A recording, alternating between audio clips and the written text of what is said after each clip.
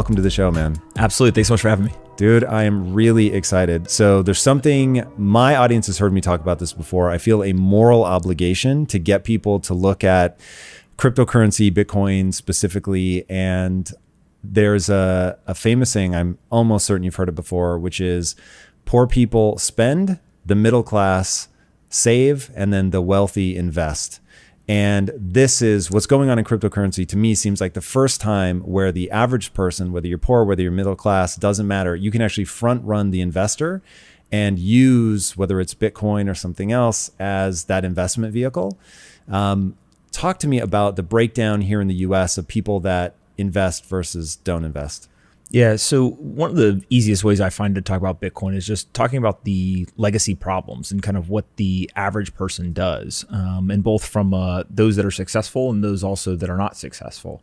And so let's start with some statistics around just the United States, right? 45% of Americans hold no investable assets. That's so crazy. So right what is an investable asset for people that don't know what that means? A stock, a bond, cryptocurrency, real estate, right? All the things that are basically are not cash that you're buying because you think that they're going to appreciate in the future. And so really that 45% of folks are living paycheck to paycheck. They keep all of their wealth stored in dollars in a bank account. They tend to be, obviously not very well financially off, but also on top of that, they tend to actually not be nearly as educated about how the system works. So there's a wealth inequality gap, but there's also a very large education gap. And so, do you think they're one and the same? I think that the education gap actually drives most of the wealth inequality. And really it's because of the debasement of the currency.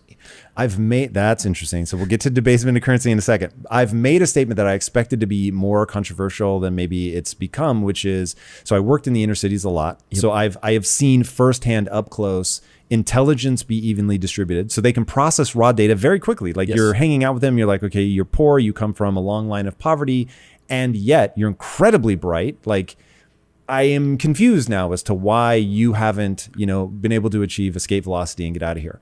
And then you realize that their frame of reference, the way that they think about things, is so detrimental because your behaviors ultimately are all that matter, right? You can think that Bitcoin is the greatest thing since sliced bread, but if you don't actually buy any Bitcoin, then you can't take advantage of the growth. And so I began to realize that, or hypothesize, I should say, that generational poverty is a frame of reference problem far more than it's a money problem. And that if you took that same person, so they're born on day one, they were born to parents that have, lived in the inner cities forever, they've struggled for generation after generation, and you bring them into a household where they're going to be educated around investing and, what the game is that you're talking about, that it's a system, it works in some kind of way. The way is predictable and it will reward some behaviors and it will punish other behaviors, and nothing else matters. And if you do that, they will come out just fine. And so I was like, wow, this really is a knowledge gap problem. Yeah. I mean, think about if I told you to go play a game and I said, but I'm not going to tell you the rules, right? Be pretty hard to play the game at first, at least. Maybe you figure it out, maybe you don't, but you're obviously going to be much better equipped to play the game if I explain to you how the game works and what the rules are.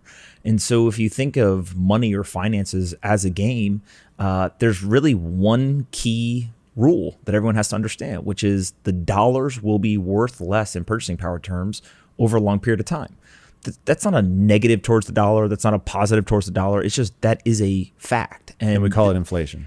Yeah, and the system is built that way. And the economic argument for why it is built that way is because if I know that my dollars are going to lose purchasing power, meaning that today it costs me $2 to buy a loaf of bread, in 5 years it'll cost me $4 to buy a loaf of bread, I'm financially incentivized to either invest the money or to spend the money, but holding it is a losing proposition. Now, that economic theory is predicated on the fact that everyone knows the dollars are going to lose value, because what ends up happening is those 45% of Americans end up not investing the money or really spending the money. They're trying to save the money, but it is losing value. And I always go back, and I think this generational idea is really can be extrapolated even further. It's not just folks on the inner city. If you think back, I'm 33, you're in your 40s. If we go to our parents or our grandparents, for the most part, their financial advice was save, right? Spend less than you make. If you save, then you can make your way to financial security. that was actually true, specifically around our grandparents' generation, a little bit for our parents, and then for us, not so much. And so the advice that was passed down was actually predicated on a situation that no longer exists, because before 1971, there was nowhere near the debasement of the currency that there is today. Because it was tied to gold? That's a huge piece of it for sure, right? Which is basically the fact that when we handed over the power to print currencies, right? This is a 50-year experiment that we're in. And, again, there are some very positive impacts of being able to print currency, right? You essentially are able to devalue the currency. You can pay off future debt with kind of less valuable dollars. And there's all this economic theory that... Really fast, I want to ground this in something I've heard you say before, which I think it was so simple. I was like, whoa. You said, if I have $100 in my bank account, and I need 150, I can't go in and edit the database and now I suddenly have $150, but the government can. Yes. And I was like, whoa, like when you say it like that, and it's like literally just somebody going into a spreadsheet, I was like, oh my God. And I even this is recent. So I'm very good at making money, and I have historically been very bad at investing money, although now I've become obsessed with investing now that I'm sort of because I was just trying to get as close to my money buried in the backyard as humanly possible. And anybody thinking to rob me, I don't actually do that. So you will find $0 here at my house. But that was my mental sophistication around finance. I didn't understand it. I didn't want to understand it, quite frankly. I'd put a lot of energy into just getting good at entrepreneurship so that I could generate whatever wealth that I wanted. But I came very late to understanding this idea that that the governments can print more, and that in printing more, you make it less scarce, and in making it less scarce, you devalue it. And I actually, as of maybe 8 months ago, thought that when they say print more money, that they were actually printing more money. And so I'm like, when they've got the bag of cash, who are they giving it to? I couldn't understand. But like, if anybody puts any amount of credibility into whether they think I'm intelligent or not, to think that a guy that could build $1 billion company as of 8 months ago was imagining somebody from the government walking around with like a bag full of cash. Like, that's how ignorant I was to the system. And that's exactly how people end up getting held back. I think that what's fascinating about this is not an uncommon story, right? There are plenty of people on Wall Street, et cetera, who don't understand economics, macro or micro, and also just simple personal finance things, right? This stuff is hard. And it goes back to there's nobody teaching it in school. And so you basically have two ways to learn. You can learn by doing kind of trial by fire, and some people figure it out, some people don't. Or you're lucky enough to have a parent, a friend, a mentor, somebody else who sits you down and explains it to you. And I think that's why we are seeing such an explosion of interest. Yeah, sure, the meme stocks, cryptocurrencies, it's easy to mock and make fun of these young people, but these young people are interested in understanding, how does the market work? How does finances work? How does investing work? And so, if you go back to that data, right, we talked about 45% of people have no investable assets. The two stats that just blew me away when I started to look at this was 80% of millionaires in the United States inherited $0. So the narrative is interesting. Everyone inherits wealth and it's just passed down. Well, 80% of Americans inherited nothing. 20% inherited something, 80% nothing. The second one is that 33% of millionaires in America never made more than $100,000 in a single year. So you start to ask yourself, well, how does it that somebody that doesn't make six figures a year become a millionaire? Well, they have to be disciplined and understand personal finance. And so it is possible to do it. It's not everyone. It's hard, right? It's not the easiest thing to do, but it can be done. And so as you start to understand, like, okay, the education is a huge piece of this. You actually see that the people who are wealthy, some of them could explain to you why they're doing things. They have a kind of a deep level and detailed knowledge of the actions they're taking and the reason for it. There's a whole other group of people who are wealthy who couldn't explain any of it to you, and they just know that their parents told them, hey, buy real estate. Real estate always goes up. But they don't understand printing of money. They don't understand quantitative easing, interest rate. None of that stuff matters. They just did the action. And so there's a lot of paths to get to kind of the desired area, if you will. But I do think that Bitcoin specifically, what it's done for me and for other people is I have an economics degree, which is crazy because I didn't learn anything. Right? That's hilarious. This episode is brought to you by Peak, where plants and science intersect. Go to peaktea.com/impact. You'll get 5% off your first order and use code IMPACT at checkout to get free shipping. Enjoy the episode. it was only once I started to actually invest money that I started to really get the education. So I always say, Bitcoin taught me economics. It taught me personal finance. It's taught me social psychology, all these different things. But there's an element of just understanding, hey, invest. Because at this point, given the inflation and the monetary debasement, it is impossible, literally impossible in America to get a financial security position by saving. It's just they're debasing the currency. 38% of all dollars in circulation were printed in the last 18 months. That's insane. That's insane. Like when you think that we're over 200 years old as a country, that's really bananas. 38% in the last 18 months. Whoa. So now as I think about, I'm trying, it's funny, if people go back and watch all my interviews, they see me from the time that this all kicked off with COVID, they see me grasping at straws, trying to help the sort of average person find a way through this, because I really started to, panic isn't the right word, but it's like I was deeply at unease because I knew who was going to get pounded the hardest by what was happening. And it was like, look, I was going to be fine, but a lot of people that I know, care about, love, were not going to make it through this thing. And so I started bringing on, because of the reach of my show, I was getting on like the biggest macro investors in the world. But because I didn't understand finance, I didn't know that that was the wrong person to go and talk to, because they can influence countries and they can help huge hedge funds, but they don't know how to talk to the average everyday investor. And one of my employees kept haranguing me to look at cryptocurrency and Bitcoin. And I was like, David, I just don't have any interest in investing. It's not my thing. Like, I know how to make money. And then NFTs came along and I realized that was going to be the future of my business. So I went all in, and like you started learning all this stuff from investing in crypto, I had to learn about the blockchain to understand NFTs, to create content there that was interesting and compelling. And as I learned about that, I was able to get to first principles, because now I understood how the blockchain worked, which led me to what's different about fiat currency to cryptocurrency.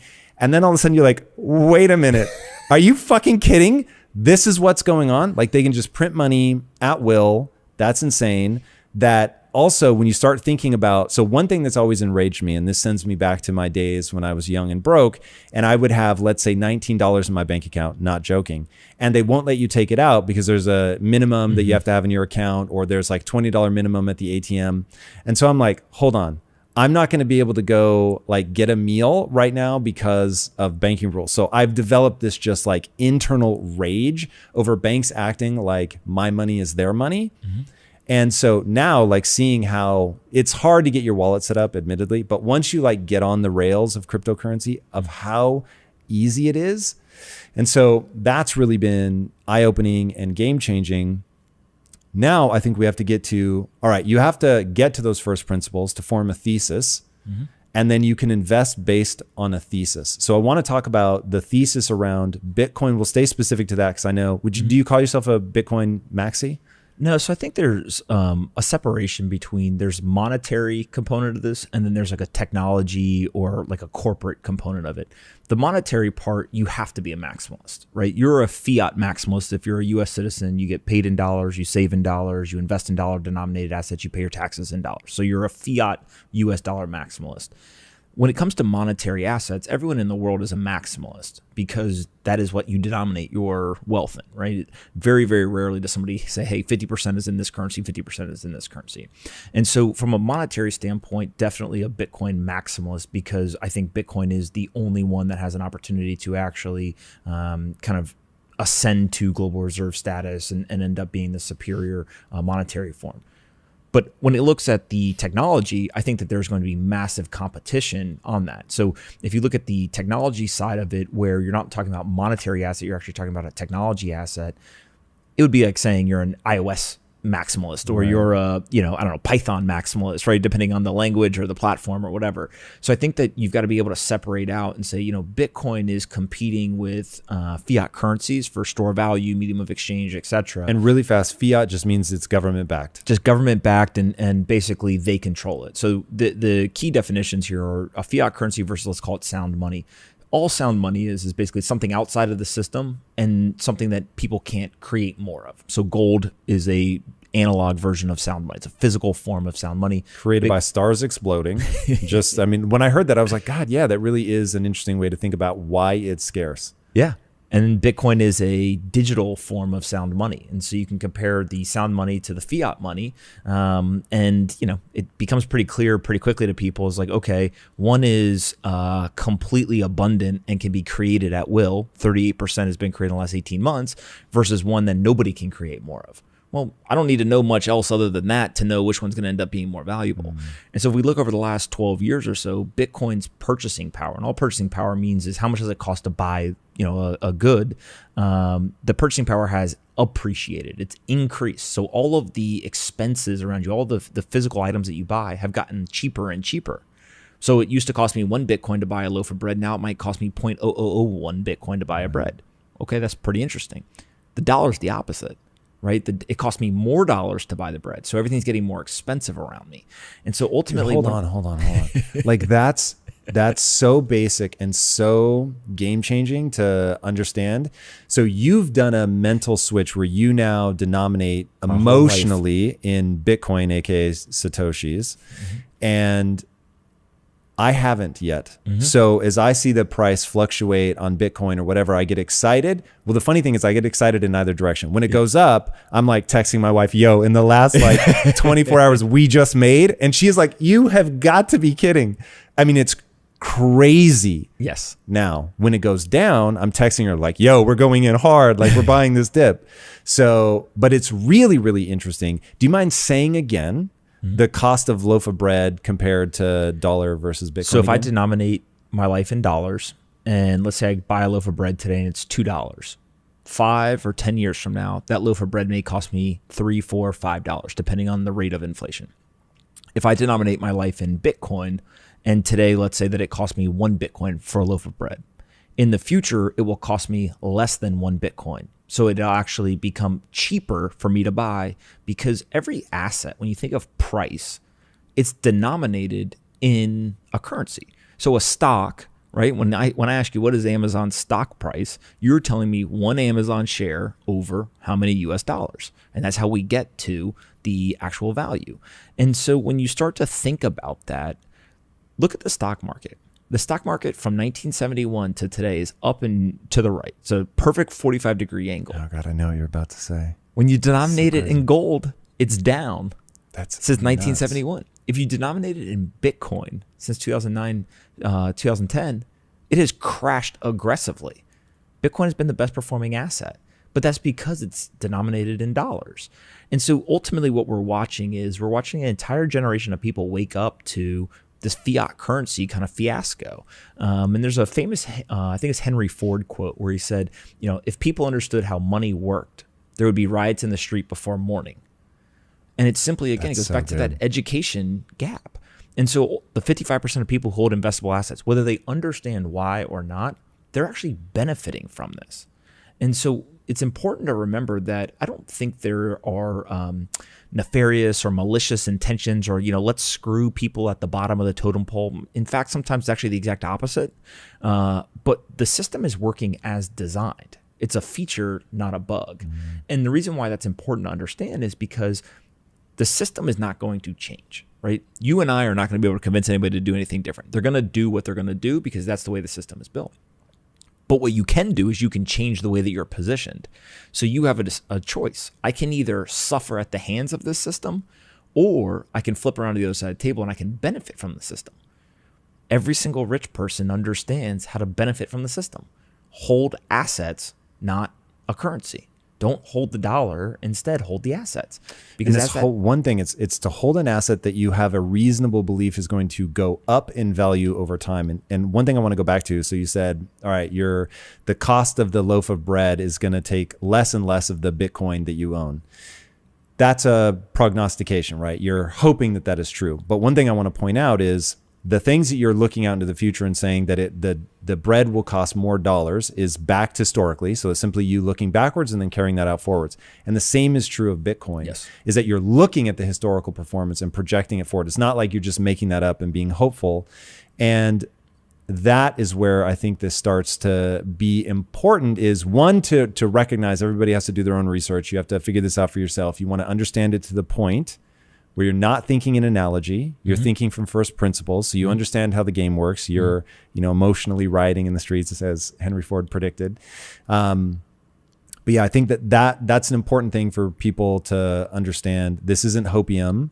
This is looking at the historical performance. And in fact, one of my favorite statistics, and strike me down if this is inaccurate, but that Bitcoin, and this I got from Raoul Pal, that Bitcoin is the fastest adopted technology in all of human history. Yeah, it depends on how you count, but for sure. And remember, price, right, is kind of the best indicator of adoption.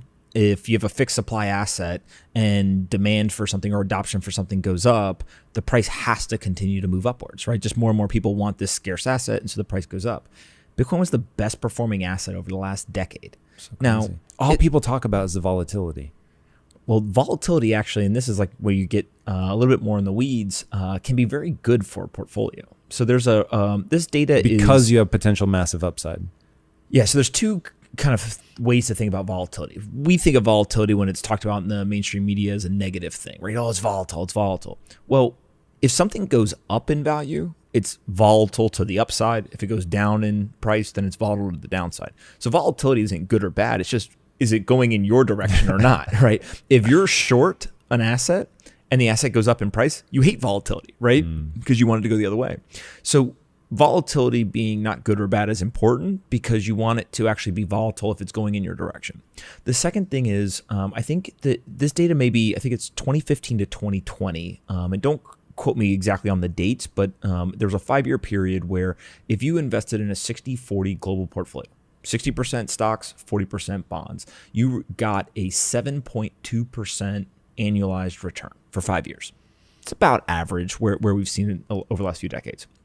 If you had taken 0.5% from stocks and 0.5% from bonds, so you had a 1% allocation to Bitcoin, 39.5% to bonds, and 59.5% to stocks, you would have taken that 7.2% per year and increased it to 9.2. Wow. So a 200 basis point increase in your annualized return. If that 1% allocation to Bitcoin had gone to zero, you lost all the money, you would have only gone from 7.2% to 7%. So it's about a 200 basis point or 2% upside for a 0.2 or a 20 basis point downside. So 10 to 1 during that 5-year period. Now, the reason why I say that is 1% of a portfolio is not a lot of money. For most people, that's kind of a speculative type investment. But because this is so volatile, because it has the ability to appreciate so aggressively, like you talked about when lots of people are getting excited, et cetera, is it can have a really profound positive impact on a portfolio. And still, you only have exposure of 1%. And so we just haven't seen that many asymmetric assets like this before available, kind of in a liquid market for people to go buy. And what I think ends up happening is people come in because of the price. They're like, oh my God, I'm going to get rich. This is amazing. This is like the greatest thing ever. It goes up in price over time, whatever. But then what happens is, as my friend Marty Ben always talks about, he's like, you come for the money, but you stay for the money. And you came for profits, but you stay because you start to understand fiat currencies, economics, personal finance, etc. And you start to realize, wait a minute, I have to do something. I can't sit with cash. And so it's just a very unique asset that we're all kind of living through global adoption, right? We've gone from the creation of an asset 12 years ago to now there's a nation state that has bought Bitcoin. I don't think anyone, 10, 12 years ago thought that a nation state would buy Bitcoin this quickly. And so going back to Raul's point, you're building all of this on top of the internet.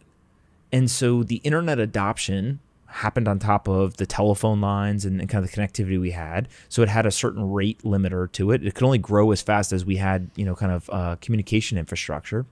Now when this gets built, it's being built on top of the internet. So look at what is the total internet penetration globally. Well, that's the rate limiter for how fast this can grow. And I don't think we probably talk about it enough, but there was immense work done in places like South and Central America, countries in Africa, places like India, et cetera, China, to really drive internet infrastructure over the last 15 years, right? Everyone from the Googles, Facebooks, Amazons of the world to kind of the traditional internet providers all spent billions and billions of dollars getting all that infrastructure installed. And now here comes along a technology that is literally just going to ride the coattails of that internet infrastructure and get adoption. And so that's where you see countries like Nigeria and others that you wouldn't think of being, super forward, kind of thinking on technology. They're actually some of the highest penetration and adoption. They have the macroeconomic problems of the currency, and they're watching their currencies get devalued. They're watching the dire financial position they're in, and they have the internet infrastructure now. And so they're not tied to a legacy infrastructure financially. So what do? They leap forward a developed country. And I think El Salvador's got a shot to do that. I think Nigeria is going to do that. And so we're just watching, a tale as old as time. This has happened over and over and over again with technology trends. It just so happens that now it's coming for finance, and there's a lot of powerful, influential people who don't like that. Yeah. All right. So I want to leave some breadcrumbs for people that maybe are in my position 8 or 9 months ago. They have no idea. This is so dizzying to them. And if they've made it to this point, I'm very impressed because they're investing in their future. But now just a few breadcrumbs. So going back to you, if you don't understand the first principles of something, what I'll often refer to as the physics of the situation. So you're as low as you can go. You're at the sort of axiomatic state where you at some point have to say, I believe these things to be true. Nobody knows sort of anything below that. So, okay, we're not reasoning from analogy anymore. We're getting to the point where we understand what fiat money is, its pluses, its minuses. We understand what cryptocurrency is, Bitcoin specifically, its pluses, its minuses. And now we can begin to think for ourselves to solve novel problems because we're thinking from first principles.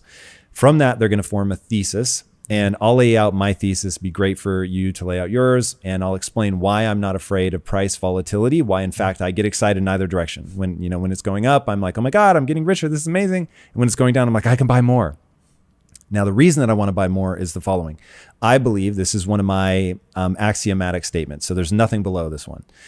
I believe it to be true that technology is a one-way street, that we will never go backwards. We will never unwind the internet. We will never be a less digital creature. We will only be more. And things like Neuralink are going to become real. And I actually, and I don't want to lose people on this, I think in a very far distant future, so this is not in the next 20 or 30 years, maybe this is 100 years, maybe it's 300, but there are people already that have cochlear implants that give them back hearing. We're working on implants into the eye that give people back vision. So it'll start with correcting things, but we will ultimately, as ourselves, become really tied physically to technology. So I believe that everything will ultimately get digitized. So what we're living through right now is a really fascinating moment where art is now being digitized, money is being digitized. And those two, I live at the intersection of art, collectibles, and money, and watching those go digitized, and watching for anybody that wonders if the human mind is just ever going to be into these things in the way that they are physical things. I will just say this, that in August of 2021, OpenSea did $3 billion in revenue on purely digital goods, digital art, digital collectibles, all of it. And that blew them past Etsy at like day 16 of the month or something. They went past. I mean, just absolutely insane to see how much money is pouring into the system. And I think this is with only 200,000 wallets. So 200,000 people driving $3 billion worth of revenue, all on digital goods that have no physical, tangible thing out in the world. Now there's utility. It's beyond the scope of what we're saying now. So, okay, my thesis, the world's only going digital. I have all these kind of proof points around it. Now, one of the things that's going digital is money.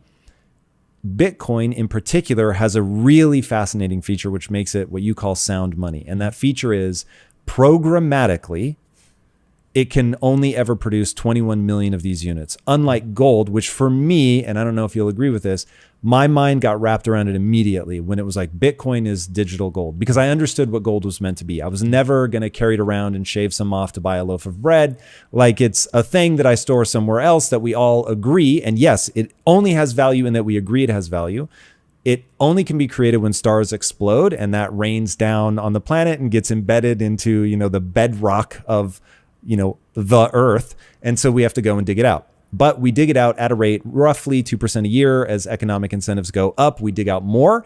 And so there is some big question around, well, if there was enough incentive, could you devalue that more by discovering that there are actually harder to reach deposits of gold? Okay, so I get that. It's capped.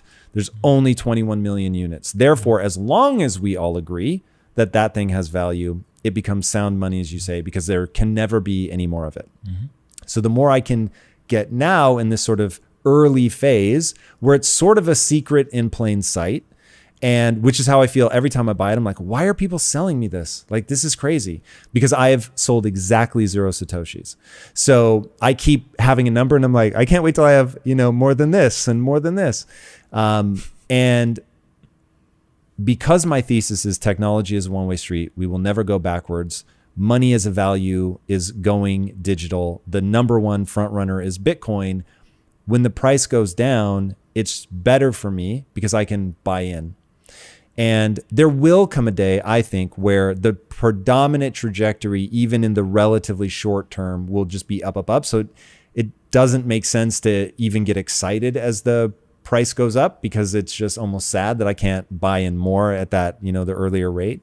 And so that's my thesis and why I wouldn't sell, because it becomes, like Michael Saylor says, it's like buying a plot of land in Manhattan, because you're never going to make more Manhattan. And so that's only going to go up in value over time, which of course is exactly what happened to real estate in Manhattan, and you can borrow against it, et cetera. Okay. So what's your thesis? It really just comes down to this idea of the purchasing power increases versus the purchasing power of the dollar decreasing. And ultimately, what I think ends up being really important for the conversation is there's a financial component, which we're talking about now, right? Is I want to store the value of my time, right? And I think this is like a really, really key component of the financial conversation. Is all money is, at the end of the day, is a unit of time. And this is kind of a crazy concept until you think about, why do you receive money? Because you or somebody you employ or an asset you built or something is exchanging time for money. And so ultimately, if you have lots of money, you end up having leverage on your time. If you don't have lots of money, you have to spend time to get dollars. And so money is just a unit of time. And so when I think about that, if I expend, let's say, an hour of work today and I get paid $10 an hour, and then you tell me that I took that unit of time, I put it in my bank account, and then in the future, I would have to work 2 hours to get that same $10, well, that actually doesn't feel that great, right? In terms of it feels like I can't keep up. I only have so much time in a day, and I'm constantly falling behind. But if instead you said to me, hey, if you work an hour, you get $10, and then you put that money in a form of an asset that is only going to appreciate its purchasing power, then wait a minute. In the future, I actually don't have to go work for 3 or 4 hours, because now I have that $10 that's saved from the time I originally spent. And so this idea of like a unit of time becomes really fascinating, because what do rich people understand? Don't get in the game of trading your personal time directly for hours, right? They either employ other people or they own assets that deliver them some sort of financial return. And so when you look at Bitcoin specifically, it has a financial component that is unavailable in other assets. It is systematically built to continue to protect your purchasing power. And protect could also just be going sideways, right? Just it doesn't degrade. It happens to be going up a lot now because it's being repriced by the world, but at some point it'll reach some stable value and it'll kind of just go sideways and it'll protect that purchasing power. Really important concept. The second is this idea of sovereignty. So like you talked about putting that $19 in the bank and you couldn't get it out, huge problem, right? A lot of people don't know. I've got a friend, Mark Yusko, who talks all the time about like when you put money into a bank account, it's not your money anymore. That's crazy. Right? It's an IOU. They're supposed to give it back to you. But we've seen in very kind of outlier events like in Cyprus in 2013, I think it was, where they basically come in and the government says, you know what? If you have $100 in the bank, we're taking $10, 10% tax across the board. Well, how can they take my money? Because it's not your money, right? And so you end up not understanding some of that. And so this idea of sovereignty, the ability to hold your assets yourself, right? You talked about you don't actually have money buried in the backyard, right? That would make you a sovereign individual. It also puts you at a lot of security risk, right? Somebody could come here and dig it up and harm you, etc. With Bitcoin, what it allows for is this sovereignty. You can actually hold on to it. Nobody else is holding it for you. You get to custody the asset. And so in the developed world, we don't think a lot about this, right? We just, I put money in the bank, I go to the ATM, I can take it out, I can swipe a card, no problem. In the developing world, this is a huge problem, right? If all of a sudden I need to get up and I need to flee Venezuela, for example, well, I have to get on a train, a plane, a boat, or walk. And at every single one of the ports, airports, train stations, or border crossings, what are they doing? They're confiscating people's wealth. And so there's, report after report after report over the last few years where somebody went to the airport and they had physical gold in their suitcase and the government or the military took it from them. Well, you don't have sovereignty over the asset because you don't have the security of it. And so Bitcoin having this cryptographic kind of security to it ends up being really, really important on a global basis. Maybe not so much in the United States today, but globally really important. And the last thing is there's this censorship resistance with the payment network. And so one of the things that, again, in the developed world, we don't think a lot about is if I want to send you money, I basically have too many options, right? I can hand you physical cash. I can Venmo you. One time I asked my youngest brother how he sends money to his friends. He said Uber. I said, how do you send money on Uber? And he goes, well, I split rides with them at the end of the ride, right? So there's all these ways that we don't think that we send value back and forth to each other in the developed world. Well, what happens if the government said you can't send Tom money? And sometimes they do that where they'll say, Tom's a criminal. You're not allowed to do financial transactions with him. I think generally as a society, we say there's got to be some rule of law. We agree bad people shouldn't be able to launder money or, commit crimes with money, etc. But what happens if it goes from Tom's a criminal to Tom didn't work out today and Tom's been a bad boy in our society. And so now all of a sudden, Pomp, you can't send Tom any money. Well, what do we do then? Because all of the technology that we use would be exposed to that threat. And so this idea of censorship resistance, while I don't think most people around the world today are worried about their government saying Tom can't receive money because he didn't work out today, what we are worried about is, well, what happens when all of a sudden a dictatorship says to their citizens, you're not going to be able to get your capital out, right?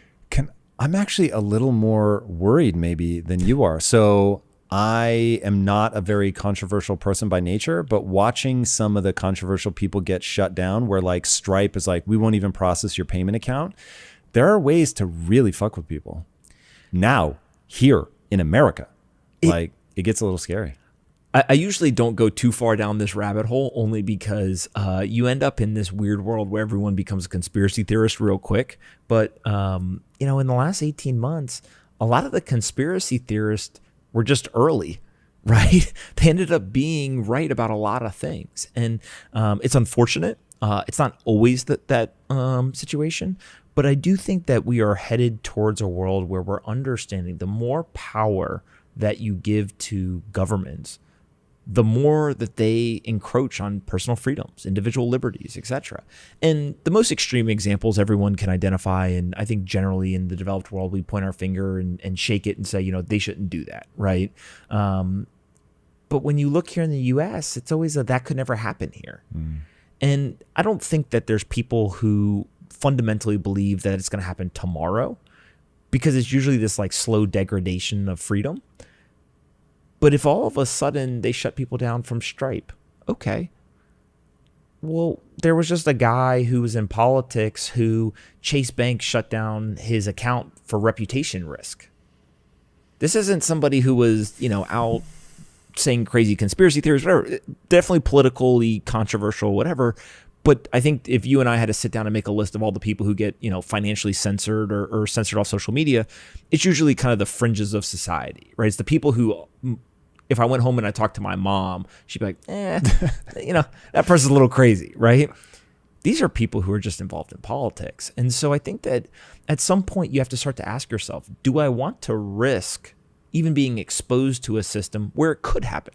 It's not saying it's going to happen. It's not saying I have some prediction as to when it happens. It's just, why even subject yourself to that risk? And I think it goes back to this conversation around the best investors in the world, for the most part, are actually not very risk tolerant. They don't want to go and take immense risk. Almost never will you see one of the best investors in the world say, I'm going to take 100% of all of my investable assets and I'm putting it on this one stock, cross my fingers and hope it works, right? That just doesn't happen. Instead, they think a lot about risk mitigation. They try to figure out what are the ways that I can basically make investment decisions where there's lots of upside and there's very little downside. And so I think that as a society, we're learning now that's probably the pretty good way to think, right? It's a pretty good way to kind of position your life. And so if you're a content creator, don't go all in on only one platform. Why? You have platform risk, right? Build 2 or 3 different platforms. If you're a citizen with your financial life, don't go all in on one bank or don't go all in on one type of asset. Have some sort of durability to it. And so in the US, I don't think we worry so much about censorship. But in some crazy way, what is a sanction? The United States government runs around the world sanctioning countries. And they have reasons for doing it. In some cases, I think people would agree with them. In some cases, people won't agree with them. I'm not here to debate, should we do it, should we not? But the word sanction ends up being a marketing term. Right? Censorship would sound a lot worse. Hey, we're going to censor this country. There's a comedian, and I wish I could remember who it is. I want to say it's Chris Rock, has a whole segment around the Iraq and Afghanistan war. And he said the word insurgent was the greatest creation ever. He goes, I don't know any insurgents. Do you? No? All right. Kill them all. Right? He goes, but if we'd said, hey, we're fighting humans. Also, whoa, hold on a second. What did they do? Are they good people? Are they bad? There'd be questions, or you would think differently about it. But when you use a terminology that is somewhat clinical in nature and isn't something that's part of the everyday vernacular, you just think differently about it, right? And it's just human nature. And so I think that sanctions is another one that kind of falls in that of, oh, yeah, we're sanctioning these bad people. Sanction them, right? Like, what? Right. We're censoring people. Well, who are you censoring? Oh, we're cutting off an entire country's access to the global financial system. All of them? Or just the bad people, right? The everyday citizen, they get cut off too? Oh, well, maybe they don't get cut off, but maybe there's negative ramifications for them. A lot of nuance in the world, right? And so I think that ultimately we're moving more towards a world where anybody can use this payment system, which at first sounds a little scary to people because that means that the bad people will use it too. But who's the good person and who's the bad person? Well, who gets to decide? And I don't think anyone wants to encourage terrorist financing, money laundering, criminal behavior, or any of that stuff. But the one benefit that this payment system has on top of sovereignty and censorship resistant is that it's done on a public ledger. It would be like criminals basically saying, hey, you know what we're going to do? We're going to go and we're going to do crimes. And then we're going to literally write down every transaction we have. And then we're going to put it on a website on the internet. And anyone can come look at it. A lot of criminals say, I probably don't want to do that. Yep. Right? I actually want to use that bag of cash that no one knows about. And I'm going to use physical dollars to facilitate this. Are there stats around how much sort of nefarious stuff is going on with Bitcoin versus US dollar? So the stats that I know off the top of my head is over $2 trillion of fiat currency are just money laundering every year, used for illicit purposes, which is about the size of the entire crypto industry, not just Bitcoin, but the entire crypto industry, right? So it's a very big number. Some of that is simple things like terrorist financing, and then you're literally bringing a bag of cash or whatever. But a lot of it also is major banks who end up being caught up in money laundering situations, et cetera. And I'm always careful. I think it's very easy to kind of point your finger at banks and say, these are all bad people, whatever. I tend to think of it more as folks with good intentions. They're trying to do the best that they can. Are there situations where they definitely know they're doing it? Of course. But if you had to monitor millions of transactions a day going through your bank, they do a better job than I would. For sure. Right. So there's again nuance there. So that's the fiat system. And then in the Bitcoin world, so not all crypto, but in Bitcoin specifically, the latest stats that I've seen is there's a report out that says 0.4%, so less than 0.5% of all transactions are used for illicit or nefarious purposes. And then there was also a former CIA director who came out and basically published a whole report. I don't remember what exact number he came up with, but it's pretty much in line, definitely less than 1%. And so if you talk to law enforcement, they say all the time, they're like, if somebody commits a crime, we want their fingers on a keyboard. Why? There's a digital trail. It's much easier to track them. It's much easier to figure this stuff out. And so I think what we've seen is just criminals in the early days of 2009, 10, 11, 12, even maybe 13, 14. Oh, there's a pseudonymous currency that no one knows about. Like, I'm going to go do all this crazy stuff with it. Well, now that we're in 2021, people realize, oh, wait a minute, I just used this public, ledger. That probably wasn't the smartest idea. But I think that it's important, actually, that the criminals and bad actors adopted it first. because that is the adoption cycle that every great technology takes, whether it's mobile phones, beepers, the internet, etc. There's a constant cat and mouse game between law enforcement and bad actors.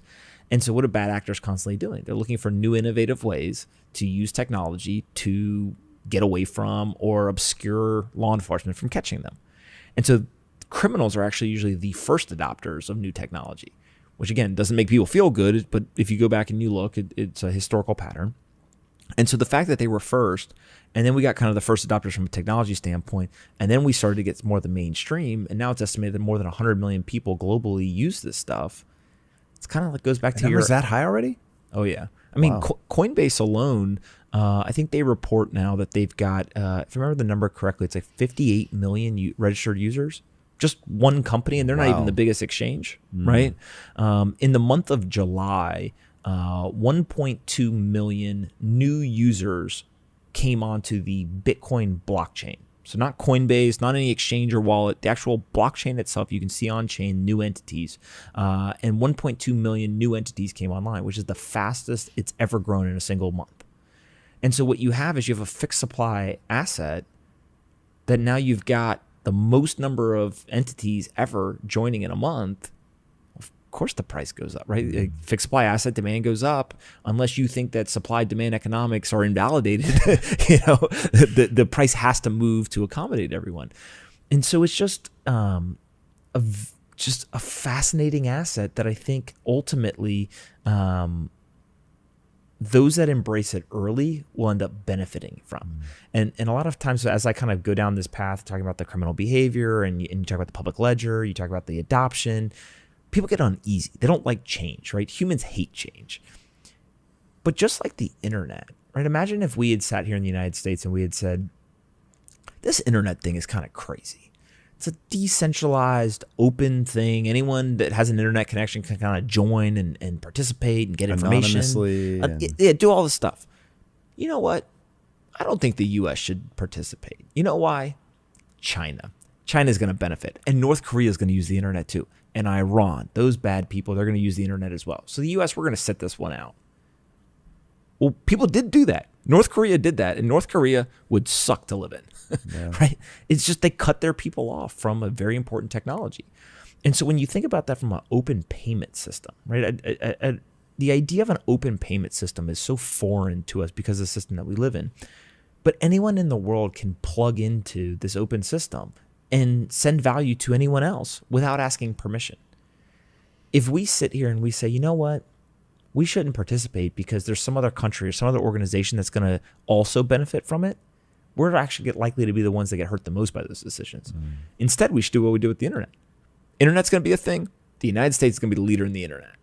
We're going to benefit more than anybody else. And we're going to use this new technology to our benefit first. What would that look like? I think the easiest thing to start with is to use the payment rails. So Bitcoin as an asset, when people hear Bitcoin, there's a lot of confusion because the asset, the thing that you hold, the one of the 21 million units, think of that as like a dollar bill, right? In terms of it's a unit of currency. Bitcoin, the network, is the payment rails itself. So more of like a Visa. So I send dollars across Visa's network, right, in the legacy system. Here, what I do is I send Bitcoin across the Bitcoin network. So it gets a little confusing. The crypto community has never claimed to be great marketers, but great technologists. And so Bitcoin, the network, ends up allowing anyone to use it. So I'll give you a perfect example. I invested in a company called Strike, and what Strike allows you to do is send any currency to anyone else in the world completely for free, instantaneously, and they do it without going through any banks. Now that sounds like a utopia, right? How the hell do you do that? What it allows you to do is, let's say that I have dollars in my bank or in my account, and you want euros. You live in Europe. I send $20 to you, and my $20 ends up arriving to you, a $20 equivalent in euros, but happen instantaneously and nearly for free. How? What they're actually doing is they're taking the dollars, they're converting it to Bitcoin, they're sending the Bitcoin across the Lightning Network, and then they convert it back into euros. Now, the reason why that's so fascinating is if I now can send any currency, whether it's dollars, euros, Bitcoin, name your currency, across rails that allow for instantaneous settlement and near zero, if not zero, fees, all of a sudden, I don't have to send large amounts. Your bank wouldn't let you take $20 out of the bank, right? Or $19 because you needed 20. Well, I can't go wire somebody $5, right? If I went to the bank, I said, I want to send a wire to Tom in Europe for $5. I said, well, the minimum is whatever. You got to pay a $25, $30 fee, all this stuff. Okay. If I wanted to Venmo you, but you're not on Venmo, Venmo doesn't communicate with Revolut or SoFi or Cash App or name your payment system. It's a closed network. So now what ends up happening is Strike can say, hey, anyone with an account can send money to anyone else plugged into this system. Tom has Tom's Lightning app, right? And you start signing up users. People from Strike can send money to people on Tom's Lightning app. Why? It's because it's an open payment system. It's an open standard. And so now all of a sudden, you can also not only send to anyone through that censorship resistance component, but you also don't have to send large amounts. So now what I can do is I can send you a penny. I can send you 10 cents. I can send you 5 cents. I can send you $1 instantaneously and completely for free. And so when I do that, it unlocks all kinds of new use cases for payments on the internet, right? What if I don't want to buy, the easiest example is these like media subscriptions. I don't want to spend $30 a month for a media subscription, but I really want to read this one article. I'll pay 10 cents for it. And what if I can just simply do that automatically rather than have the $30 thing? They actually probably will make more money doing that than forcing people into the monthly subscription. This is where the more you're in the NFT world, you begin to realize like the ultimate fantasy for anybody selling anything is to have you just connect your wallet. And then it's, especially if you still in your own mind sort of denominate in dollars, it's like, oh yeah, I've got these, Ethereum coins, whatever they are. And I can click this and it's only 0.04, whatever ETH. It's like, oh, that doesn't sound so bad. And you end up buying way more than you would. It is so effortless. The wanting to having is like so quick. And so to your point, the number of times I've gone to read an article and I'm like, you've got to be kidding. Like even the thought of having to open an account and put in my credit card, no way. So even if I could get that article for 10 cents, knowing the sort of traditional hoops I'd have to go through. I'm not typing my name or any of that bullshit. But now with a MetaMask wallet, you go, literally it prompts you connect, you hit connect, and then it's like, you want to buy this? Yes, 2 clicks. And now you're reading the article for 10 cents. I mean, that I had never thought of that, but that would be, it will increase spending tenfold, 20-fold, be crazy. When we agreed that we were going to do this, I think it was going to be more of a conversation, but I'm going to pull you down the rabbit hole because I can tell you're intellectually interested in this stuff. I'll give you another use case that I think will have a profound economic impact globally. Historically, an employee gets paid every 2 weeks. In the 4 largest banks, this data comes from, I think, 2019. They made $8 billion in overdraft fees. So an overdraft means that they tried to debit your account and you didn't have any money in there. Yeah. So the 4 largest banks made $8 billion from people that didn't have any money. There's all kinds of ethical and questions and whatever. Part of the problem is when you start to unlock this and look into it is the folks at Bridge, another company I invested in, they went and did a whole deep dive. Why are these people, why don't they have money? What is it? It's usually not because they don't have money. It's because they get paid every 2 weeks. So I get paid on the 1st and the 15th. On the 10th, I went grocery shopping. My car payment's on the 11th. My Netflix hits on the 12th. Oh, I made a purchase on the 13th. Overdraft. Yep. If I get paid you have on the no 15th, real-time updates, by the way, so you don't even know where your account is. You think you're fine, like trying to track all the mental math or write it down, get out of here. So when I get paid on the 15th, what do? I pay for the things that I need, and then I just have budgeted in an overdraft fee. And my $35 overdraft fee every month adds up, and so does all the other millions of Americans, and it ends up being $8 billion for the top 4 companies. Oh my God. Now, why can't we pay people at the end of every day?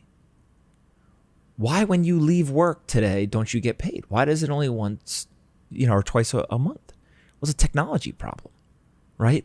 And sure, there's economic reasons why the company wants to hold the money rather than give it to you, and they earn interest or whatever, right? But it's mainly a technology problem because there's two components. One is, how do I actually pay you every day? What am I going to wire? Am I going to run payroll every day? Like, that's pretty crazy, right? That seems inefficient.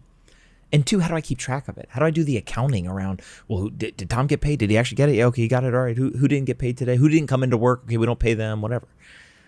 So when you bring the cost of sending small amounts of money to zero, and you do it in a frictionless, censorship-resistant way, you get what you call streaming payments. So kind of the most economic prosperity is now I can pay every one of my employees at the end of every day. Well, if I do that, how much better financial position are they going to be in? Just that alone would drastically lift millions of people around the world into a better financial position. Just pay people at the end of every day. And there's companies that are working on this. Some of them are using crypto rails. Some of them are trying to do other stuff, whatever. But that, when you drop the technology cost to zero to send money, is life-changing for folks. This is why I want people to understand what's going on in cryptocurrency, what's going on in the blockchain in general. It is a technology. Money happens to be one of the things riding on the back of the technology. In fact, this is one of the things we have to talk about. I'll finish that point and then I want to get to that. Is, all right, this is a technology, which means I have opened, not me, of course, but the creators of which have opened up this toolkit. And now what people do with the toolkit, just like when I first got on the internet, and I remember 1994 hearing the word email for the first time, and I was like, what the fuck is that? And you go from what's that to my business is almost entirely online. Two, most of the things that I purchase are online. Especially now in the middle of pandemic, it's like most of my social interactions are online. Like, I could never have predicted that that's where this is going to go as bandwidth gets bigger and bigger, as network effects, take, and more people are on it. Absolutely crazy. And so now it becomes a question of what is the sort of underlying thing that makes this all magical? The whole notion of distributed technology. Like, what does it mean to be decentralized? Mm-hmm. The whole idea around decentralization is essentially no one person or organization controls the system. That's it, right? If you think of centralization, it's important to kind of recognize, why is centralization important, or why has it been effective, right? If Amazon wants to be built, or we want to accomplish a lot of the things that have been great throughout this industrial revolution, we needed central order or central kind of coordination of resources, both financial capital, human capital, and also plans and execution. And so these centralized entities end up being built into hierarchical structures. There's somebody or a group of people at the top, and they basically are able to, kind of decree down to the rest of the company, here's what we're going to work on, here's what we're not going to work on. And that's basically what the corporate world is as we know it, right? Jeff Bezos got immense leverage with Amazon because he had human capital and financial capital in a hierarchical centralized structure. That's actually a good thing. We would not have Amazon without it, right? Amazon has actually been a huge net positive for the world, in my opinion. Name every other tech company, same thing, right? They're all centralized hierarchical structures. Now what we're getting, though, is a technology change that allows for the coordination of resources that doesn't require the hierarchical structure. Instead of one person making the decisions, what if everyone gets to make the decision? Well, it depends. What are you trying to accomplish? Sometimes decentralization's better. Sometimes it's not, right? There's a very strong argument that in certain situations, centralization is the more efficient, better kind of structure. But now that we have decentralization with this technology, what you do is you can actually build much larger networks. So the difference between a hierarchical structure of, let's say, Amazon that is trying to build out all of these super kind of moonshot type ideas, AWS and logistics and all of this, compared to maybe something where a network ends up making much more sense, right? So take Bitcoin. Well, there's miners, there's node operators, and there's holders. Those are three different groups. And the miners are financially incentivized to run computers to run the network. It's pretty interesting. There's a financial incentive for people all around the world. And there's literally millions and millions of machines around the world that are all doing this. It's the strongest computing network in the world. Why? Because every 10 minutes or so, there is a certain amount of Bitcoin, 6.25 Bitcoin, that ends up actually being given out to folks that are running that network, to the people who are running the Bitcoin blockchain. And so that financial incentive right now ends up being somewhere $45-50 million a day in Bitcoin ends up being given out to these people based on how much computing power and some nuance there. So when you create a network that doesn't have a hierarchical structure, there's no CEO of Bitcoin, there's no marketing department, there was no, here's the master plan. Okay, Tom, you go build the site in Washington State, and Larry, you go build the site in China, and Mark, you go build the one in Texas. There was none of that. It was purely Tom says, you know what? I want my piece of the Bitcoin block reward every day. And we know what I'm going to do? I'm going to go figure it out. I'm going to go get energy or power. I'm going to buy these machines, and then I'm going to run this, and I'm going to have a profitable business. And so rather than rely on that hierarchical structure, by creating a network, we created the strongest computer network in the world in 12 years. And is it strong because you can't break it? There's no point of failure. I can't go hack Timmy. I can seduce somebody and get their keys to something. And is that what makes it strong? Just that there would be so many people to go after? I think of strength of a network in two ways, specifically around, let's say, Bitcoin. One is just a pure qualitative metric, a qualitative metric, and then one is a quantitative one. The quantitative one's real easy. How much hash rate, or how much computing power is actually running this network? And that's can stop a brute force attack or anything like that. And so the Bitcoin network has more computing power running it than anything else, right? And it's way bigger than any of the largest computers in the world, et cetera. So that's a quantitative metric. The qualitative one, I think, more is structurally, right? So from a structure standpoint, if you think about other technology networks that have been shut down, right? Napster is always like a really easy one. Peer-to-peer file sharing was a great idea. People were doing it, obviously. The music industry didn't like it. How do they shut it down? Well, you can basically go and find out who's the CEO of the business, where is the business, where are their servers, all this type of stuff, and you can go ahead and you can shut it down. And so when you remove that hierarchical structure and you now have a decentralized structure, the strength comes from there is no single point of failure. So you have a quantitative metric and you have a qualitative kind of framework. The qualitative one is the design of Bitcoin itself and that network. The quantitative one is just the financial incentives or the economic incentives at play has drastically outperformed any hierarchical effort. And so when you start to look at that, you say, okay, that's interesting. Where else is decentralization important? And what you find is, and I think the industry is learning this right now, is in some cases, decentralization is really, really important, right? We don't want anyone to control this. We don't want anyone to be able to create more of it. We don't want anyone to be able to censor it or shut it down or whatever. Very important. But there's also a lot of people who said, oh, we're going to take those same ideas and we're going to apply it to traditional technology, database technology or whatever. And what you find is in many cases on that front, people, the end user doesn't care if it's decentralized or not, right? They just say, hey, look, I need something that's fast, it's cheap, it's easy to use, whatever. And so I think we're watching this in real time play out.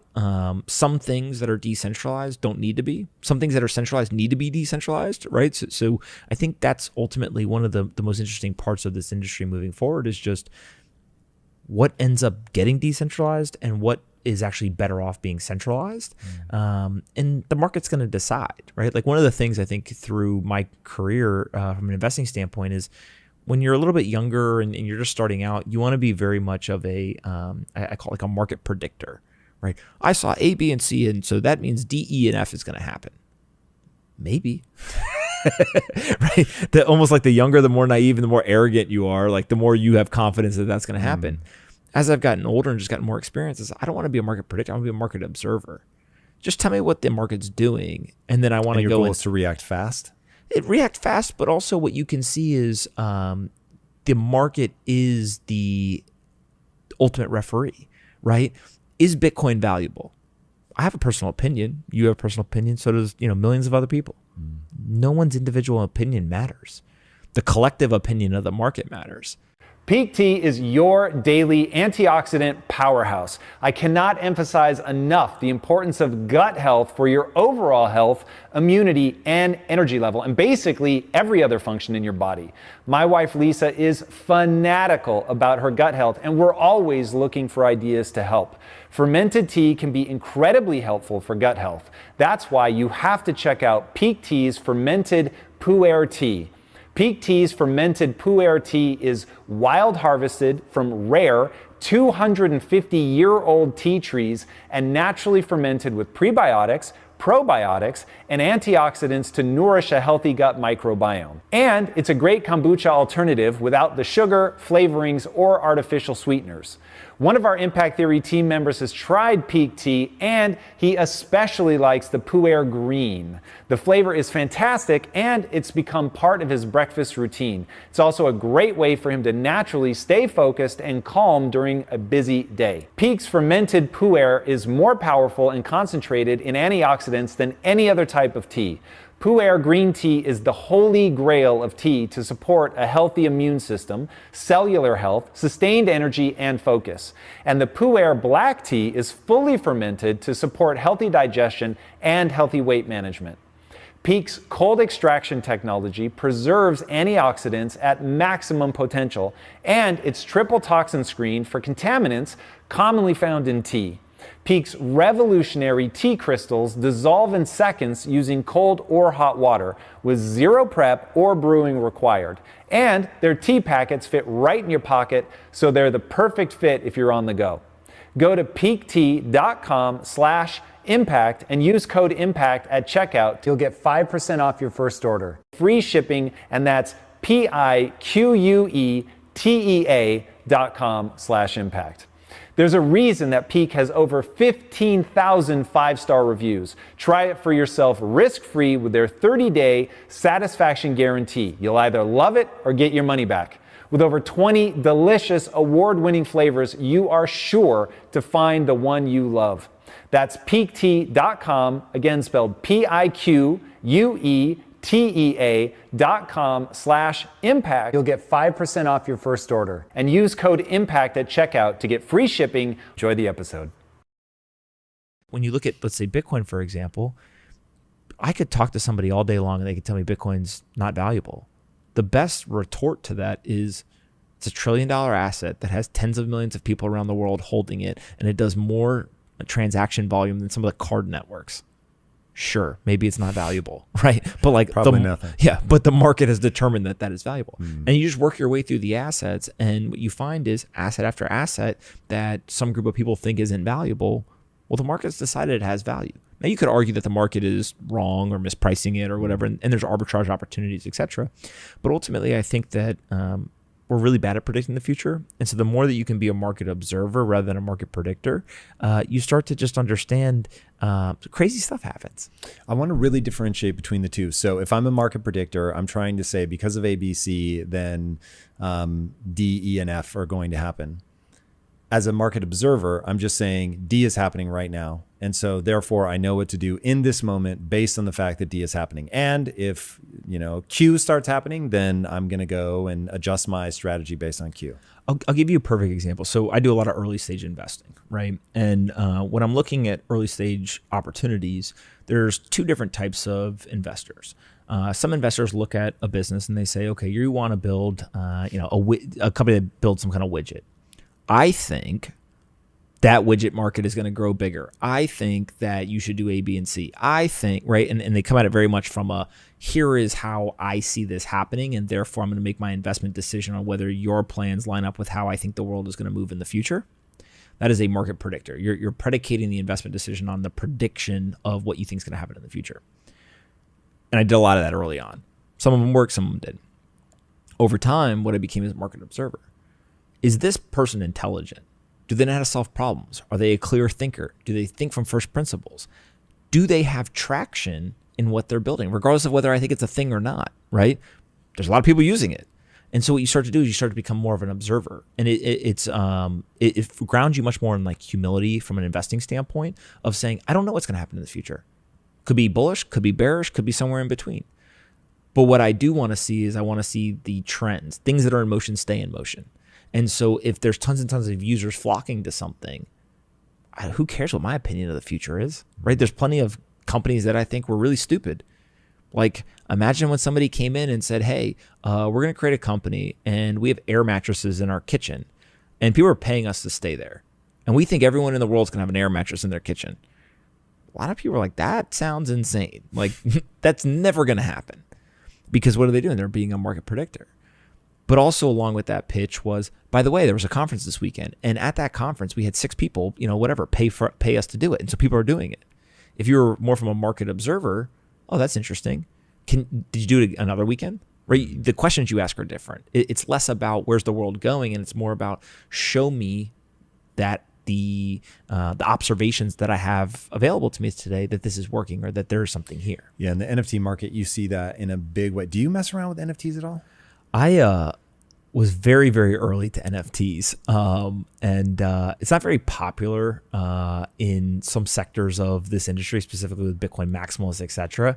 And it's why I make such a serious delineation between monetary maximalism and then like the technology competition. But in May of 2020 or so, I started to hear about it, look at it. It was interesting to me, et cetera.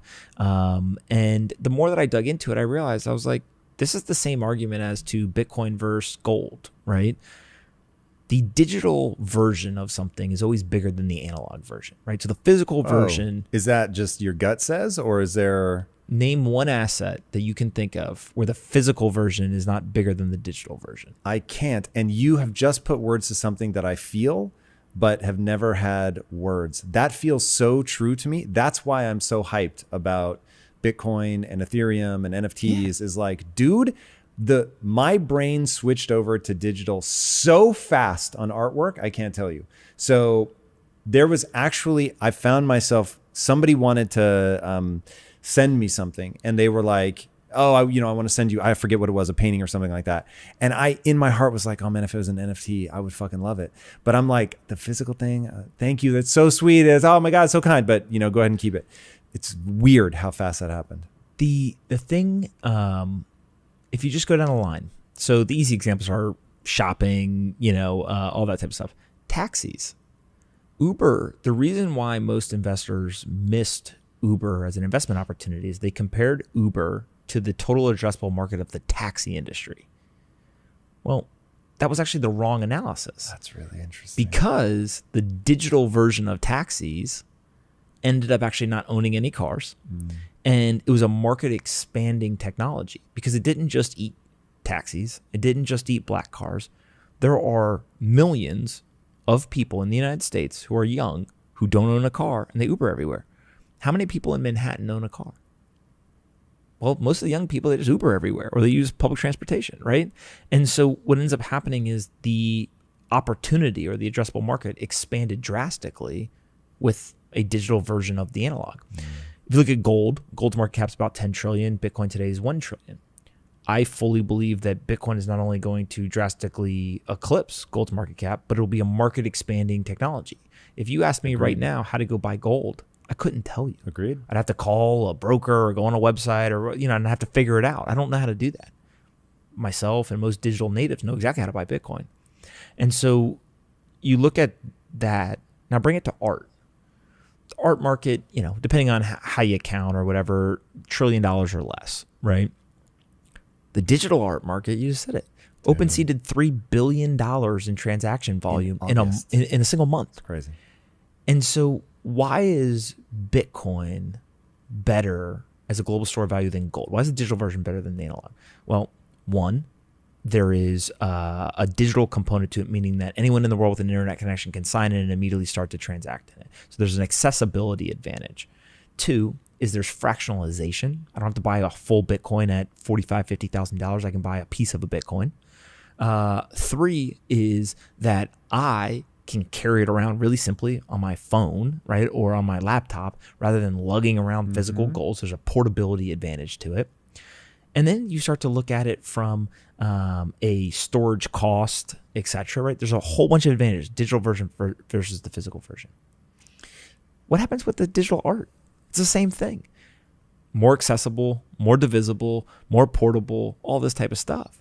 And so if we're going to go and move our lives into this like metaverse digital world, whatever, is the new way to describe it, why would we leave the assets we care about in the analog world? No, we're going to bring them into the digital world too. All right, I'm going to try to touch on something ephemeral to just drive this point home. Have you ever looked at a VV Vault?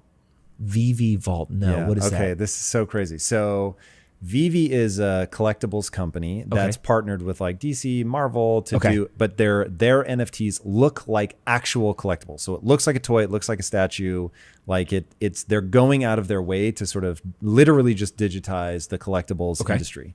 But their brilliant move, and I'm still dazzled by this, is that they gave their users the ability to create these. They've made it right now. I'm sure future iterations won't, but it looks like a vault. So you're going through a vault door and then you're on the inside, but it's just a virtual space for you to display all the things you've collected. The level of creativity that people show in placing their items is insane. So I'll give you one example. The way that they have programmed this space. So one of the collectibles you can buy is the DeLorean from Back to the Future. And one guy put it upside down and on the roof. So it's actually outside the vault, but it plays an animation in a loop of the flux capacitor turning on, which has all this electricity, right? If you remember the movie, all the electricity sparks and then it disappears. So it does that animation. So as you walk through this guy's vault every 30 seconds, whatever, all this electricity just runs around the ceiling because he's placed his collectible. And I was like, oh my God, if I have the physical thing, you have to come into my house to see the physical collectible. B, it's not going to have electricity sparking everywhere. It's going to zap some kid walking by. So not only now am I only bridled by my imagination, but anyone, anywhere can come and see this. And so now as a social creature that wants to connect with my community, and I'm given these virtual tools, I don't need to be wealthy, right? You no longer need a big crazy house to display all of this art. You can create this virtual thing, put all your stuff in a way that only you have done. It takes time, right? You talk about money as this equation to time. So we know we value time. So when I see somebody who's spent their time creating something like this, I'm just like, oh my God, like this is so much cooler than what collectibles have ever been ever before in history. And so I start thinking about, all right, now you're going to have companies that spring up that are making virtual galleries where the gallery itself is like this crazy physics defying piece of art. And you're not just walking through a mimicry of a traditional gallery. You're on the fucking moon. You're in outer space. You're inside the body, whatever you want. Like it is the creativity that the digital realm unleashes because you no longer have to obey the laws of physics. It's just, oh my God. I think there's an element of like, you don't have to obey the laws of physics. You also don't have to ask permission of anybody. Preach. Right? So, if you go and you look at an art gallery in Manhattan, for example, how many people really got an opportunity to design the art gallery? Well, they're usually people who have some sort of pedigree. They got trained somewhere, right? There's like all these like hurdles to get in. And so it ends up being a lot of the same people who all know each other and they're the ones who do it. On the internet, imagine if you held a global competition for whoever could create the best art gallery, right? And there was like a prize for it. You'd get some really, really cool stuff because there was no barriers to become the person who could do that. That's all this is it's now just saying, but you don't have to come do it in Manhattan, like just do it on the internet. And I think that, the best analogy I have for this is think of Twitter. If I said to you, Tom, you know what you're going to do every day? You're going to go hang out in this virtual reality square and you're going to talk to random strangers. You'd be like, dude, that sounds like cool to like test one time, but like I got things to do. But what do? You go through the portal, which is your computer or your phone, and you go and you hang out in a digital square and you talk to strangers. Like that is in some weird way a version of virtual reality, right? I tweeted recently, I said, we live in virtual reality already. It doesn't look like the thing that you put, the Oculus headset on and you walk around, you can touch and feel things. And like that's like level, 2, 3, 4, 5 of virtual reality. But Twitter created virtual reality for people and you can go there and hey, every day we all come here and meet up again. Right? And you keep going. And then what am I basically doing? I'm basically walking around the square and I'm saying, okay, Tom's talking about this person's talking about this person's talking about this. And I have a choice. Do I want to button the conversation? Do I want to reply? Do I want to quote tweet? Do I want to say, hey, Tom just said whatever, and I go and tell my friends? That's a retweet button. Like you start to think through this and it's like, yeah, this is all going to happen. How quickly does it happen? Up for debate. What technologies is it built on? Up for debate. How should an investor invest? Up for debate. How should you as a market participant who's not an investor but wants to be a user, how should you use this stuff? Up for debate. But I think that one of the trends that every great investor has figured out, or one of the activities, is just find that kind of direction that the world is moving, as be an observer, understand the world's moving this way, and then go and say, okay, well, what are people using?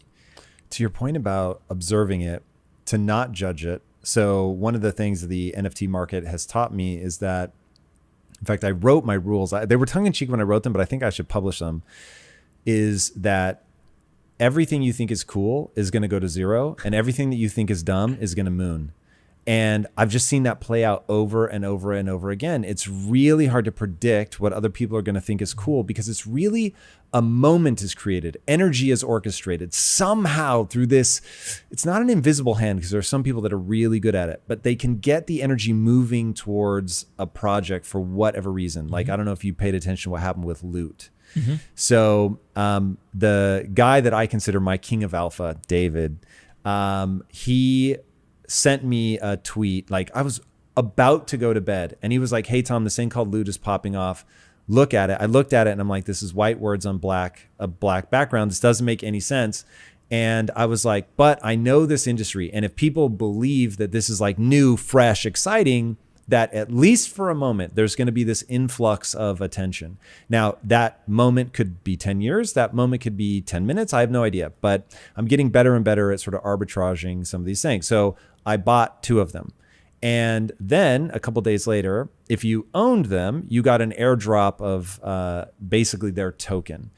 And I didn't even know about the airdrop.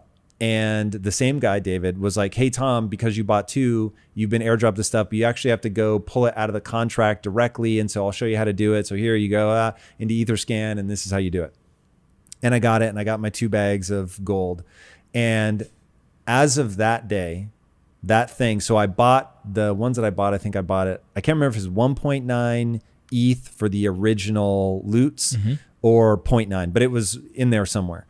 And at the time I got the gold, which, remember, I didn't even know existed. I was already making money hand over fist just on the actual squares that I bought. And the bags of their coin that my friend had to tell me were there, I went and sold one of the 2 for $50,000. And I was like, I imagine if a friend was like, hey, dude, I know you don't know, but in your bread box in the back cupboard, a guy just left you 50 grand. You'd be like, what just happened? It was so surreal. And I was just like, okay, don't think about things. Think about the nature of things. And I was like, this is telling me something about the nature of humans, of creative energy, of attention, and how it can be swayed, about enthusiasm, and how it moves sort of restlessly. It never lands on one thing and stays. And so there's these really predictable curves that these projects go through. And I'm like, hold on. If you do your, 10,000, 20,000, 30,000 hours of research, and you like really figure this game out, obviously never invest a single dime over what you're prepared to lose, because NFTs are the single highest risk investment I've ever seen humanity come up with. I want to make that really fucking clear. But it is so interesting to see how it captures that same part of the psyche around sports betting, how we're all locked up because of what's going on with COVID. Like, there's all these factors that have come into play, and just that crypto's taking off, and NFTs have answered the question of whether there's a real thing there and whether people will value them. But once I stopped judging the market and just started saying, this is happening, whether I think it should or not, whether I think white text on a black background should be cool or not, it is. And it's capturing energy. And dude, it wasn't long ago that I made $50,000 a year. So I was like, this is so crazy. And this comes back to like my obsession. People need to do their own research. I cannot predict the future. You cannot predict the future. Who knows? This could all go to nothing tomorrow. That does not seem likely. And given what's going on today, the nature of the technology, right? Understand it, think from first principles, and it becomes far easier to do novel things. But just looking at what's going on, I legitimately want to, with all the caveats of you have to be so careful. You cannot go blindly into this. But I can think of few things that are worth people's time and energy to understand more than the blockchain. And that, if this were a baseball game, we are still in the locker room getting ready to come out onto the field. It's like because I mean that from a technology standpoint. Like, even forget just that you could buy Bitcoin or Ethereum or whatever today and it will go up in value. What's going to be built on the back of the technology will create a world that will be as unrecognizable as a post-internet world would have been to me in 93 before I'd even heard of email to now. I mean, that's utterly just, it's a transformation that I could never have predicted. It's going to be the same thing. But this one's happening in full view because we already have the internet. So it's already, you and I are talking right now to, hopefully millions of people. And then on top of that, we've all seen it happen before. So you can say, hey guys, remember mobile phones? Hey guys, remember the internet? This is a big one like that. And so I think this is going to be, I'm going to make a statement and you're going to say whether I'm a fool or not. I think this will be the biggest wealth transfer ever that we've ever seen, like robber baron moment type wealth transfer. But it's not going to go to a really, really small number of people. It's going to go to whoever the fuck takes the time to learn about this and go, there's some percentage of my daily income. It doesn't it will go to people who don't even think in net worth terms yet. Because this is, as Raul Paul said, this is the first time in human history where the average person has been able to front run the institutions. So this is a chance for people to get $10 every paycheck, whatever. But like to get in, and now whether it just becomes sort of wealth redistributed, because so many, like the older and more established your wealth, the less likely you are to move on this quickly. Mm-hmm. Well, you got to think too, from an investing standpoint, you've got to ask yourself, like, who are you, right? Like, what type of investor do you want to be? There's some investors who are the most risk-averse people in the world. They say, I don't want to take any risk. I'm already wealthy in many cases. I want to protect. I'm in capital preservation mode. There's a lot of people who say, no, I'm in capital accumulation mode, right? I want to go make money. I need to make money. And what you need to seek out then in most cases is asymmetry. Now, that doesn't mean that you shouldn't do, I have these like 5 principles, right? From a personal investing standpoint. You need to spend less than you make, like kind of a core principle, right? Got to get out of debt if you're in debt. The third thing is that you have to get out of cash and you have to invest in assets. Doesn't really matter what assets, as much more so as the action of investing. You got to be super, super, super patient, right? And you got to be disciplined. And that's it. And if you do that for long periods of time, like you will make money. And the reason is because the currency underlying it all is going to be devalued. So all of these asset prices continue to go up. Stock market, every single day, it seems like it hits a new all-time high, right? It just continues to go up and up and up. But that's if you're super risk averse and you say, hey, I'm just going to buy a low-cost index fund, S&P 500, whatever. There are some people who want to take more risk and they want to look for more asymmetry. But I think that the NFT stuff, et cetera, is fascinating because there is a level of wealth that is being created, but it's not being exchanged. And so this is something that I think a lot of people, when they think about, oh, there was $3 billion that was put through a system, or that person is worth $1 billion and they made it in crypto. In many cases, what happened is not that somebody gave $1 billion of fiat currency and received $1 billion worth of digital tokens. Instead, what happened is somebody created it out of thin air.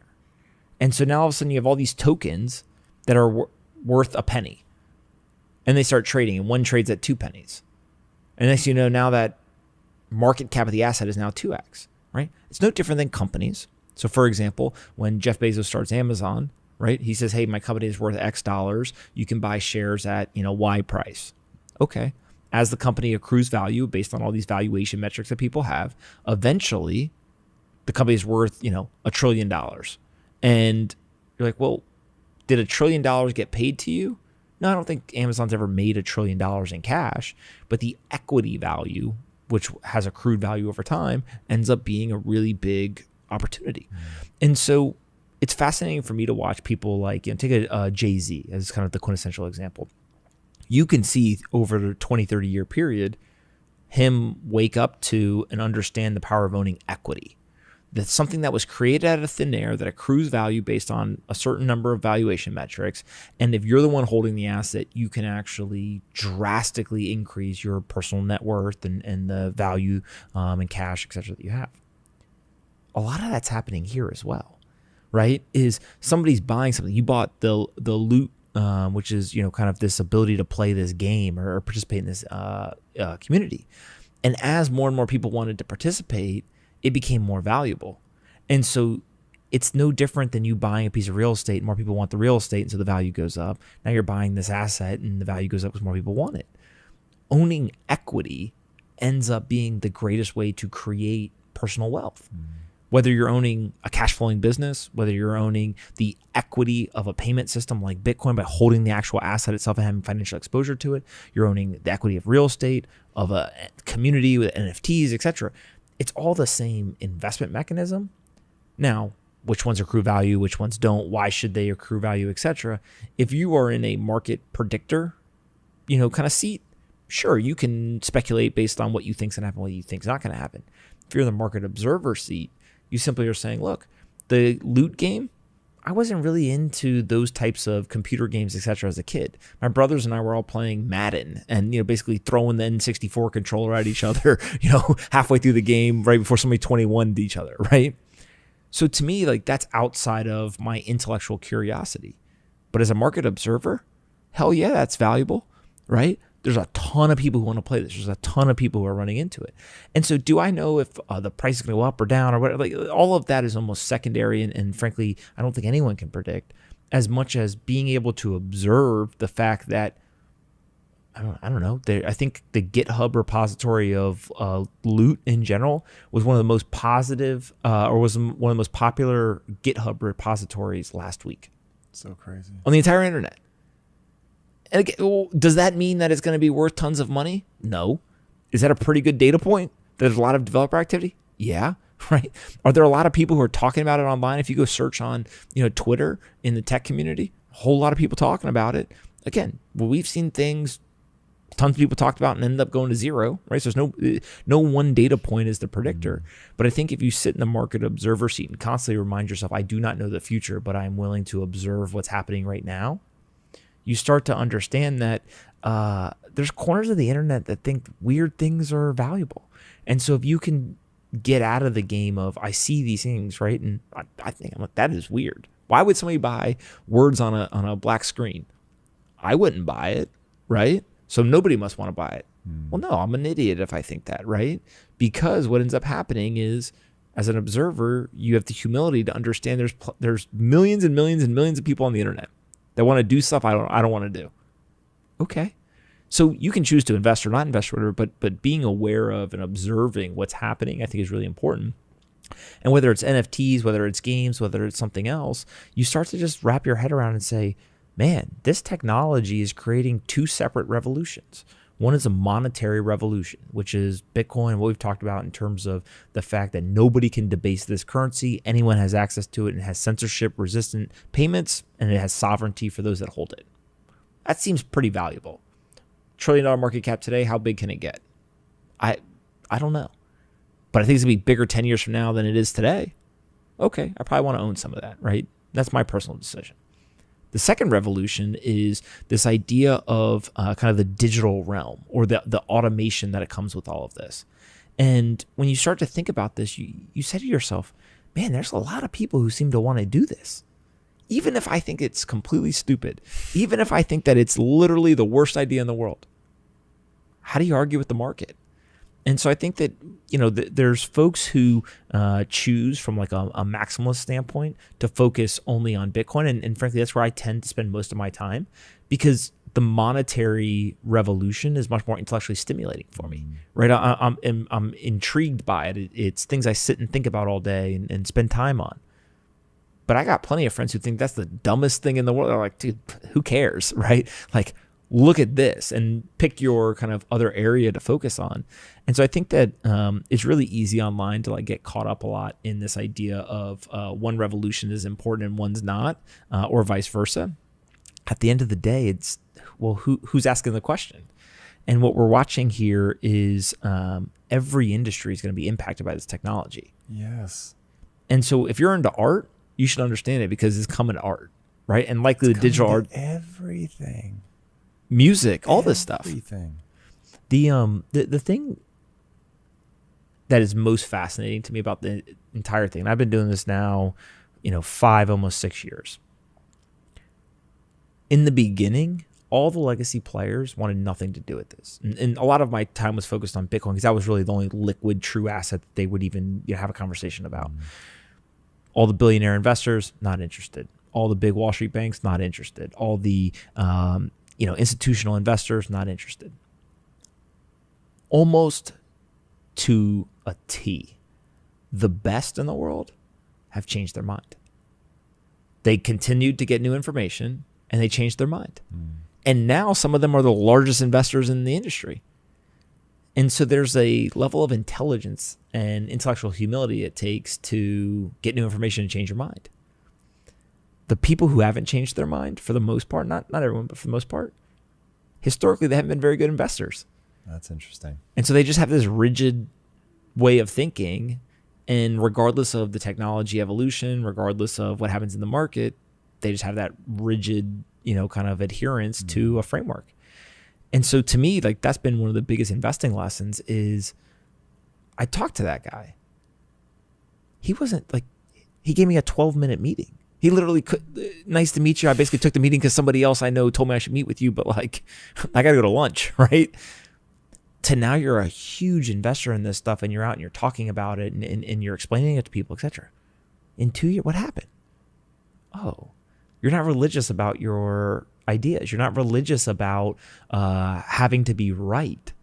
Instead, he said, no, it reached a point where it was very obvious that the macroeconomic environment was going to continue to be crazy. People were going to want to hold this asset. I understood how it worked. And so I changed my mind. By the way, I've been an idiot if I didn't change my mind. Yeah. The only way to live, like that to me is my core life thesis. It's like, I'm not interested in being right. I'm interested in identifying the right answer faster than anybody else. That's it. Yeah. Building your self-esteem around being right is a trap. And most people fall into it. But that's really interesting. It's also, if you think about trends and like identifying the right answer, a lot of times if you were to go ask like venture capitalists have to